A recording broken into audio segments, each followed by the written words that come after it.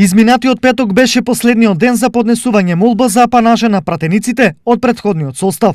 Колкумина ќе продолжат да живеат на државна плата. Точен број од собраниските служби се уште нема, но најверојатно се работи за околу 30 пратеници. Од друга страна, во меѓувреме премиерот Заев понуди можност, наместо да земаат апанажа, пратениците без работа да бидат вработени во државни служби. Таквото згрижување е деградирачко за функцијата пратеник, бидејќи се испоставува дека на пратениците сега треба некако да им се помогне.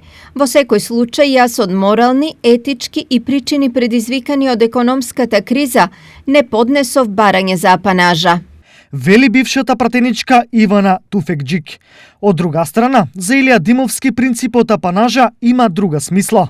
Конкретно, специјалната јавна обвинителка Катица Јанева беше разрешена за случајот рекет, а до собранието поднесе барање за апанажа. Овој апсурд е можно да ни се случува и понатаму, па поради тоа Димовски предлага нешто друго. Само системско законско решение за вработување во државна администрација врз основа на критериуми како работно искуство, едукација и дополнителна доедукација ќе го реши проблемот, а смислата на апанажата е луѓето да не бидат подложни на мито и корупција во процесот на одлучување додека се на функција.